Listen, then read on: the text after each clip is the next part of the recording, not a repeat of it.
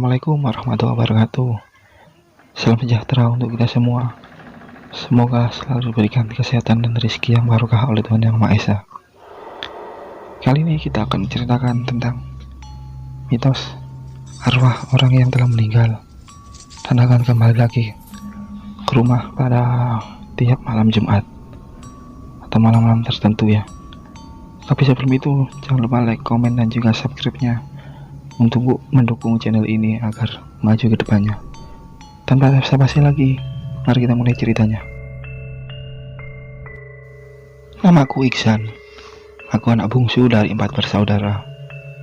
Aku masih duduk di kelas 2 SMP. Rumahku sendiri di daerah Malang. Aku hidup di rumah bersama ayah, ibu, nenek dan kakakku yang nomor 3. Saudaraku yang lain sudah menikah dan hidup sendiri bersama istrinya. Keseharianku adalah seperti biasa. Setiap pagi pergi ke sekolah dan sorenya aku selalu membantu nenekku berjualan di depan rumah. Dia menjual sayur mayur dan juga kebutuhan pangan lainnya. Aku memang lebih dekat dengan nenek ketimbang orang tuaku sendiri, karena orang tuaku jarang sekali ada waktu. Mereka sibuk bekerja dan selalu pulang malam.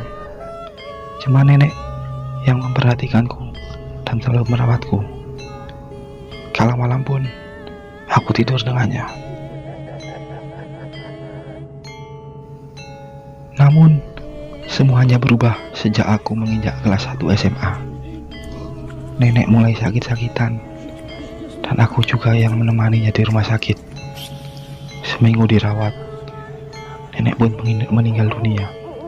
Aku sangat terpukul sekali dan seperti tidak menyangka akan hal itu akan terjadi. Aku pun merasa sangat kehilangan sekali.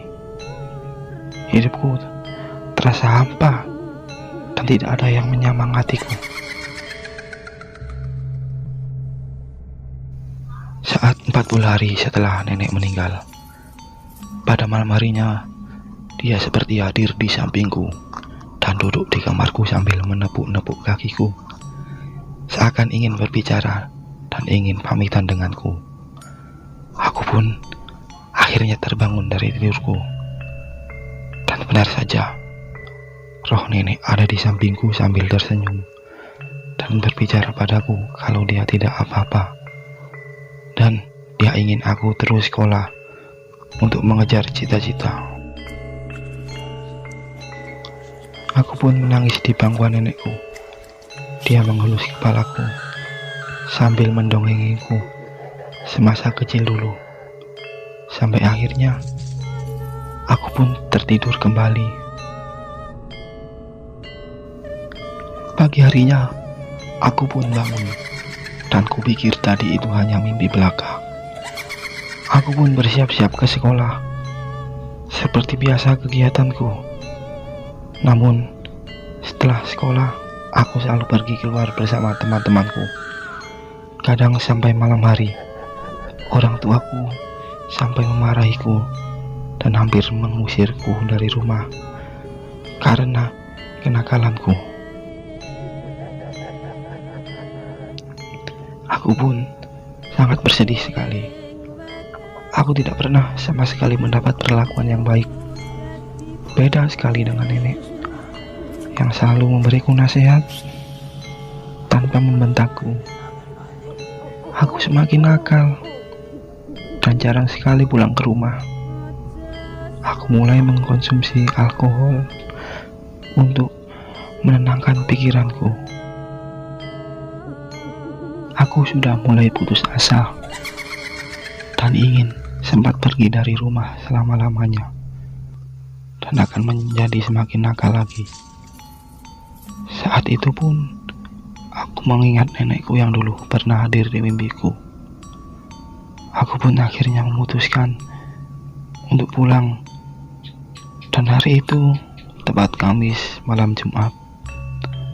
Aku pun bersiap-siap untuk takziah ke makam nenek. Memang sudah lama sekali aku tidak pernah ke makamnya. Aku hanya sibuk mencari kesenangan semata.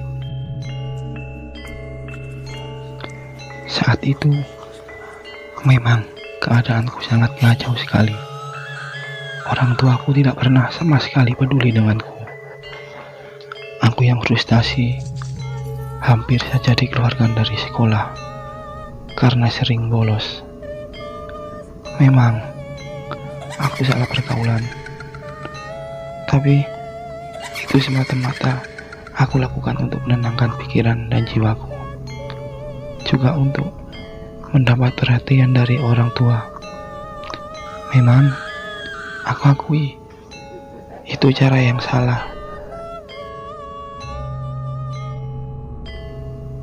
Malam harinya aku tidak keluar karena saat itu malam Jumat juga.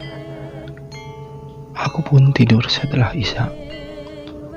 Tepat pukul 12 malam, aku kaget sekali. Seperti ada yang menepuk-nepuk kakiku. Tangannya sangat dingin sekali. Aku masih cuek saja. Kemudian mulai mengelus-elus kepalaku. Di situ pun akhirnya aku terbangun. Betapa kagetnya aku. Ternyata itu adalah roh nenekku yang kembali lagi seperti saat 40 harinya dulu. Aku pun akhirnya menangis, dan nenek memelukku dan menenangkanku. Aku menceritakan semuanya kepadanya. Dia pun memberikan nasihat agar tidak nakal lagi, dan dia berjanji akan selalu kembali pada saat malam Jumat. Nenek masih saja terlihat senyumnya, seperti saat masih hidup dulu. Aku tidak berhenti menangis, sampai-sampai mataku bengkak. Kangen sekali rasanya dengan nenek, dan ingin mengulang lagi seperti dahulu, semasa dia masih hidup. Kemudian aku pun tertidur kembali, sambil terus didongengi nenek. Sejak saat itu, aku pun mulai berubah hidupku menjadi lebih baik lagi. Aku sudah tidak lagi meminum alkohol, dan juga mulai belajar lebih giat lagi. Setiap malam Jumat, nenek selalu mendatangiku tepat pukul 12 malam, dan aku selalu menanti kedatangannya dan tidak sabar lagi untuk bercerita tentang apa yang aku alami setiap hari. Hidupku menjadi lebih baik lagi. Aku mendapatkan ranking di kelas dan lulus menjadi lulusan terbaik. Aku mulai kuliah dengan beasiswa yang aku dapatkan. Aku sukses dan bisa bekerja di perusahaan ternama dan menikah pada umur 25 tahun. Saat itu, nenek juga hadir di acara pernikahanku, membawakan makanan. Entah dari mana dia mendapatkannya. Dan di situ aku hidup bahagia bersama istriku. Nenek masih saja menemaniku sampai saat anakku pun lahir. Dia datang dan memberiku benda untuk membekali anakku. Dan sejak saat itu, nenek sudah tidak lagi datang. Tapi aku tetap takziah ke makamnya selama hari Kamis. Oke, sekian dulu kisahnya.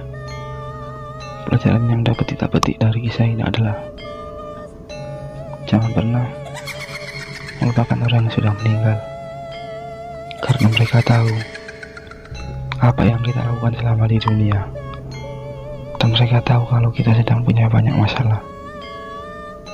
Maka jangan lupakan mereka. Oke, sekian dulu.